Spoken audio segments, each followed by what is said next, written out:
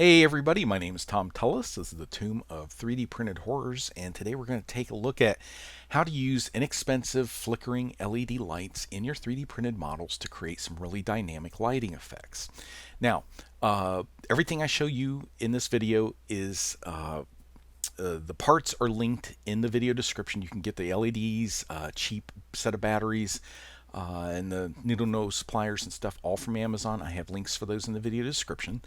These two models are sneak previews of my upcoming Kickstarter that launches on June 30th. This Kickstarter is very heavily focused on LED lighting, so if you like this type of thing, there are a ton of models in it to light up your game table. There is also a preview link for the Kickstarter in this video description if you'd like to check it out. You can also click a button and be notified for when we launch, and backing the Kickstarter does help me do these videos. It's how I make my money and keeps me doing these cool things for you. So let's get started here. Take a look at what we're doing. First thing you're going to need is your LED. This is a flickering 3-volt LED. You're going to need to print out a battery compartment. You'll need wire cutters and needle nose pliers, and that's it. There's no soldering with this. First thing you're going to do is, if you look on your battery case, there's a little indentation there. That's where you're going to align your light. You're going to need to bend the leads on the LED out in opposite directions, 90-degree angles, just like this. Just get those bent out like that by hand.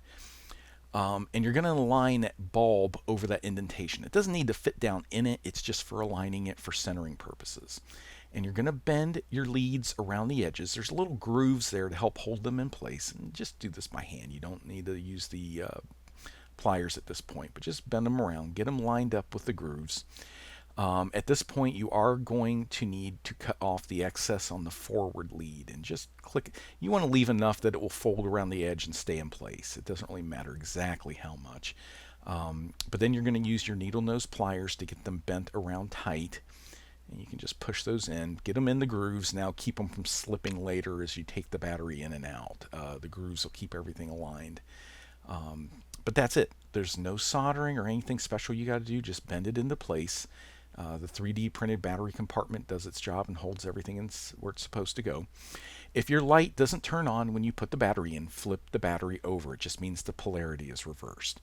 But once that battery is in, you just insert these small modules up inside the models. In this case, it's a campfire.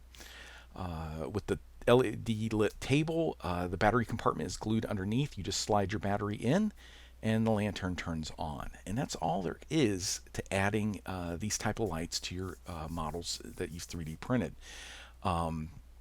Again, everything here is from our upcoming Kickstarter. If you'd click that link, I would appreciate it. If you would also please click the subscribe button in your bottom right hand corner, that does help me out with the YouTube algorithm. So thank you very much, and I should have another video out next week.